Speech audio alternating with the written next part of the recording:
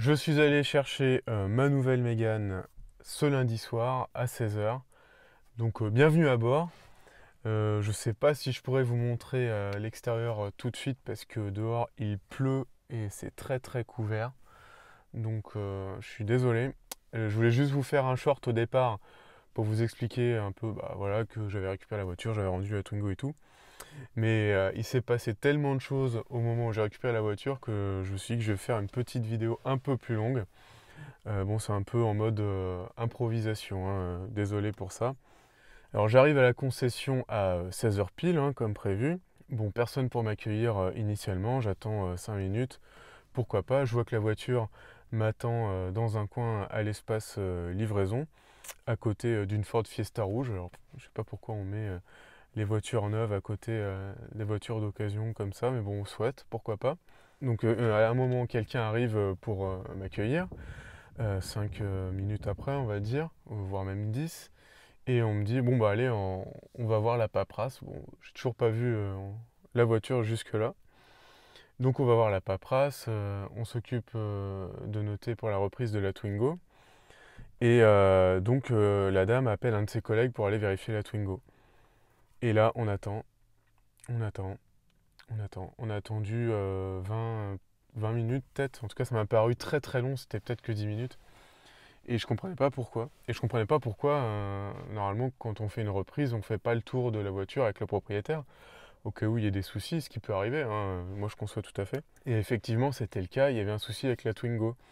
La Twingo que j'avais passée au lavage juste avant, donc elle était impeccable au niveau propreté, donc on voyait très très bien la rayure toute récente qu'il y avait sur la porte arrière gauche, malheureusement.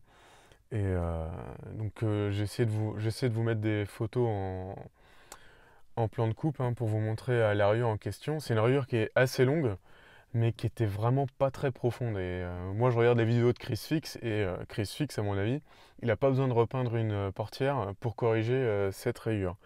Enfin soit, je pense qu'à la concession Renault ils s'en foutent, puisque quand ils reprennent une voiture qui était en location, ils tabassent les gens en facturant les frais de remise en état. Et donc là, j'ai monsieur Fred remise en état qui me dit, bah regardez, là, il y a une rayure. Je suis vraiment désolé, hein, je suis pas là pour gâcher la fête, mais il y a une rayure. Et elle n'y était pas au moment où vous avez passé commande de la Mégane et tout. Je lui dis, bah oui, oui, il y a une rayure. Enfin, aucun problème, mais enfin, ça doit être, vous allez pouvoir la reprendre. Enfin, ça va pas me coûter des milliers d'euros à déduire de la reprise, quoi. Et il me dit, ah non, non, là, il faut absolument repeindre la portière.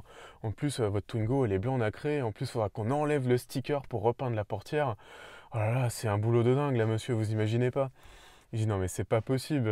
C'est une pauvre rayure. Je suis sûr, en un coup de polish, elle s'en va. Admettons que ce soit un petit peu plus de boulot. Un carrossier, en 2-2, il fait ça, quoi. Il dit, ah non, non, monsieur, là, là c'est 300 euros. Il faut repeindre la portière, machin. Et je dis, ah d'accord, c'est 300 euros. Bon. Donc là, on est en train de m'emmerder, de me faire perdre du temps. On est en train donc de me faire perdre 300 euros comme ça, non prévu, pour ma rayure. Donc au-delà des 300 euros, je me dis, bon, la voiture que j'achète, elle vaut 45 000 euros. La voiture que je fais reprendre, elle vaut 12 500 euros, grosso modo. C'est la valeur de reprise que Renault fait par rapport à la Diac, enfin c'est leur cuisine interne. Et là, on est en train de chipoter sur une rayure à 300 euros. Donc certes, moi je suis prêt à payer de l'argent du fait que la rayure n'était pas là au moment où l'engagement de la valeur de reprise était pris, mais on est en train de me pourrir ma livraison de Mégane parce que on a une rayure à 300 euros et on me dit qu'il faut repeindre la porte. Donc voilà où est l'expérience client au niveau de Renault, là où j'ai récupéré ma voiture. Et donc là, ça arrive, je souhaite, ça arrive qu'il y ait des soucis, qu'il faille rajouter de l'argent, qu'il faille baisser la valeur de reprise, pourquoi pas. Moi, je suis tout à fait prêt à entendre ça et je suis tout à fait prêt à payer. Mais c'est le coup qu'après, ils s'étaient bien emmerdés parce que ils devaient me rendre de l'argent donc par rapport à la Twingo, c'était autour de 1300 ou 1400 euros de déduit sur le prix de ma facture de Mégane. Et donc moi j'avais fait le virement pour la voiture qui était de la valeur vraiment reprise déduite, quoi. Donc c'est pas eux qui allaient me rendre moins d'argent pour la reprise, c'est moi qui allais devoir rajouter 300 euros au moment où je prends la livraison de ma voiture et où je pensais l'avoir payé entièrement. Donc voilà, ça met bien en ambiance quoi. On m'a même pas montré la voiture, hein, jusque là. La Mégane, je l'ai toujours pas vue officiellement, on me l'a toujours pas présentée. Et là, ce qu'on me demande, c'est de payer 300 euros directement tout de suite pour l'arrière de la Twingo. On aurait pu me dire, bah écoutez monsieur, on est désolé, on va vous envoyer une facture, vous paierez plus tard, genre le mois prochain, on vous emmerde pas avec ça aujourd'hui, allez récupérer votre voiture. Non, non, là on me dit, bon bah vous voulez payer comment, machin, par chèque, par carte, bon bah je paye par carte, bon bah allez on vous emmène payer.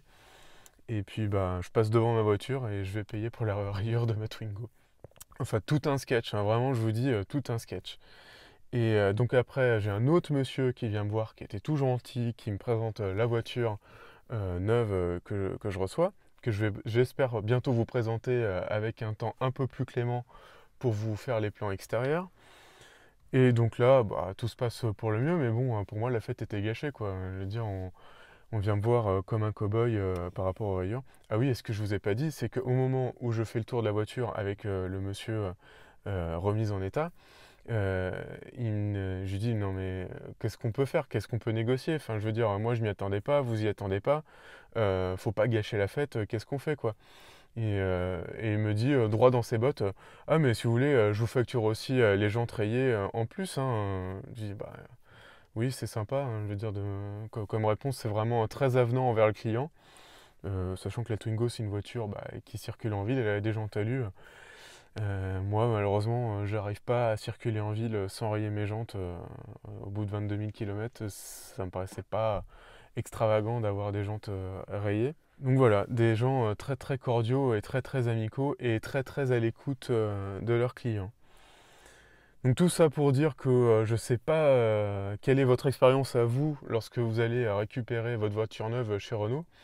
Mais en tout cas, je peux vous dire que la considération envers le client est nettement différente au moment où vous allez acheter une voiture qu'au moment où vous avez récupéré une voiture.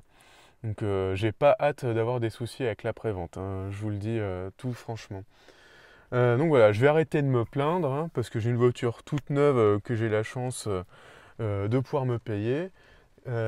D'ici ce week-end, je vais faire un bon millier de kilomètres un peu partout en France pour différentes raisons personnelles. Donc ça va me permettre de tester la voiture en long, en large et en travers, de voir ce qui va pas, les impressions de conduite, notamment aussi par rapport à la finition évolution ER assez particulière, hein, qui est assez différente des technos et iconiques qu'on a vu depuis la présentation.